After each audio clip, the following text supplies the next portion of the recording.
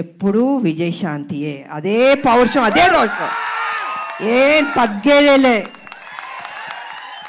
ఎంత ఏజ్ అయినా ఇలాగే ఉంటాను, స్ట్రాంగ్గానే ఉంటాను. ఎందుకంటే అమ్మ అని అంటున్నారు కదా, మా అమ్మ నాన్న ఆ డిసిప్లిన్ చెప్పి నేర్పించి ఒక క్రమశిక్షణతో నన్ను పెంచబట్టే ఈరోజు మీ అందరి ఆశీర్వాదంతో నేను ఈ స్థాయికి రాగలిగాను. కమిట్మెంట్, డెడికేషన్ అది ఉండాలి ప్రతి మనిషికి.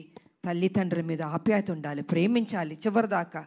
వాళ్ళు ఉన్నప్పుడు ఆ విలువ తెలీదు, వాళ్ళు లేనప్పుడే అయ్యో మా అమ్మ లేదు, మా నాన్న లేరు అనిపిస్తుంది. అందుకే వాళ్ళు ఎంతకాలం బతికున్నా ఆ ప్రేమగా చూసుకోండి, ఆప్యాయతగా చూసుకోండి. అదే మీకు శ్రీరామ రక్ష అని మీ ఇప్పుడు జనరేషన్కి నేను చెప్పదలుచుకుంది. కాబట్టి ఇంకా ప్రొడ్యూసర్స్ అంటారా, బాబు గారు ప్రొడ్యూసరు, సునీల్ గారు, అశోక్ గారు చెప్పక్కర్లేదు, అద్భుతంగా ఖర్చుకు వెనకాడలేదండి. ఎంత కావాలంటే అంత పెట్టండి అనేసి బాబు వాళ్ళందరూ డిసైడ్ చేసి చెప్పడం జరిగింది. సో నిజంగా అంత ఖర్చు పెట్టారు, బాగా వచ్చింది. ఇక డైరెక్టర్ గారు అయితే ఫస్ట్ పిక్చర్ లాగా నాకు అనిపించట్లే, చాలా బాగా చేశారు. కూల్గా ఉన్నాడు ఆయన సెట్లో కూడా, ఏదో టెన్షన్ పడుతూ బాబుతో నాతో చేస్తా అంత లేదు టెన్షన్, జస్ట్ కూల్గా ఏదో ఒక 20 సినిమాలు చేసిన అంత ఎక్స్పీరియన్స్ తోటి ఆయన బాగా చేశారు. అండ్ ఈ సినిమా తర్వాత డెఫినెట్గా you going to become a top director అండి, డెఫినెట్గా.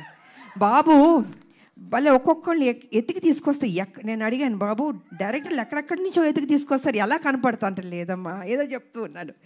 సో వాళ్ళందరూ సినిమాలు సక్సెస్ అయినాయి, పెద్ద డైరెక్టర్లు అయిపోయారు. సో ఆ బాబుకి ఆ ఓపిక, ఆ టేస్ట్, అంటే సినిమా మీద ఎంత ప్యాషన్ అంటే అండి మామూలు కాదని అది కూర్చుని అమ్మ ఇది చేద్దాం, అది చేద్దాం, ఇది చేద్దాం అని ఆ కమిట్మెంట్. అంటే ఎన్టీ రామారావు గారు మనవాళ్ళు అంటే మామూలు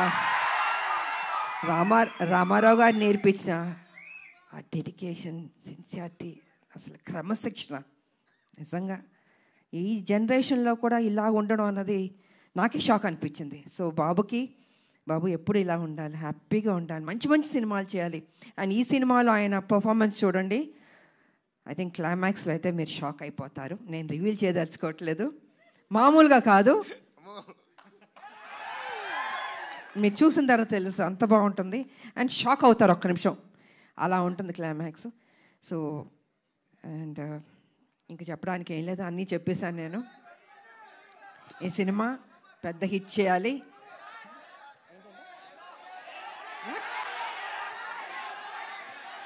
వినపడలేదు ఏంటంటే డైలాగా అన్నీ రివీల్ చేసేస్తా. మీరు టీజర్ చూశారు, మీ అంటే ఆతృత ఎక్కువ ఉంది, చెప్పాలి, వినాలి, చూసేయాలి అని ఉంది. సో చూడండి, త్వరలో రిలీజ్ అవ్వబోతుంది, డెఫినెట్గా మీకు నచ్చుతుంది అని నేను తెలియజేసుకుంటూ, మరి మీ అందరికీ నాకు ఈ ఆపర్చునిటీ ఇచ్చినందుకు ధన్యవాదాలు తెలియజేసుకుంటున్నాను. అందరికీ థ్యాంక్ యూ.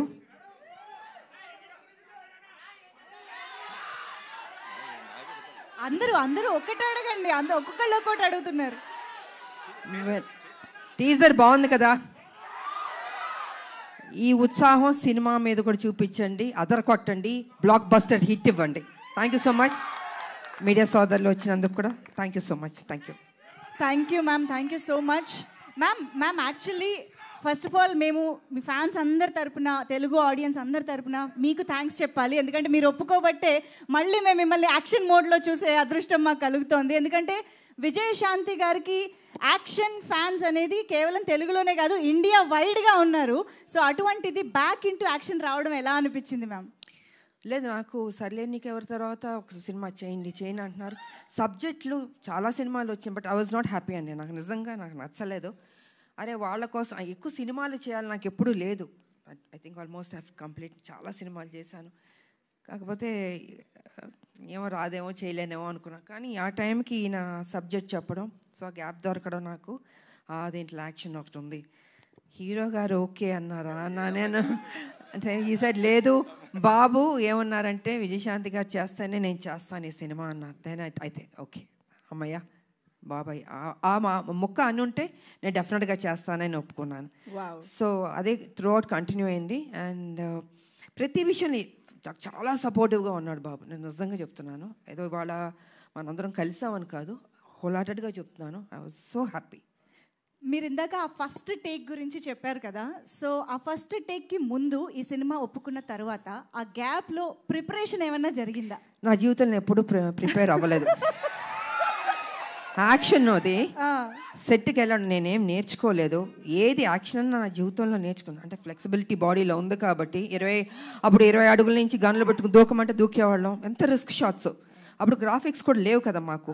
ఇప్పుడు గ్రాఫిక్స్ ఉన్నా కూడా, but that's different.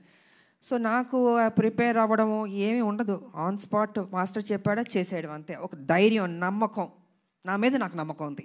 Wow wow. So అదే విధంగా ఫైట్స్ బాగా వచ్చింది. ఇంకా బాగుంటాయి షార్ట్స్, చూడండి, చాలా నచ్చుతుంది మీకు.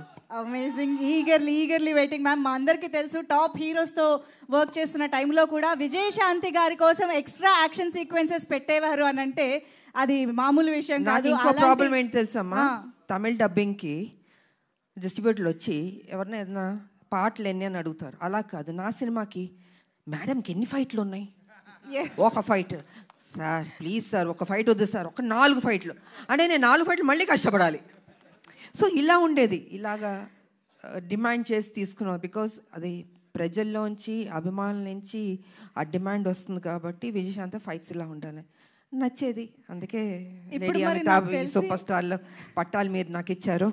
I can't forget. ఇప్పుడు మరి నాకు తెలిసి ఈ సినిమా చూసిన తర్వాత చాలా మంది రైటర్లు, డైరెక్టర్లు బోల్డ్ అని యాక్షన్ సీక్వెన్సెస్తో, క్యారెక్టరైజేషన్స్తో రెడీ అయిపోతారు ma'am. What is your take on it? I don't think ఇంకా చేస్తా, నాకు తెలీదు. ఎందుకంటే ఇంకొన్ని డ్యూటీస్ నాకు ఉన్నాయి. I have to work. Yes, political మీరు తెలుసు.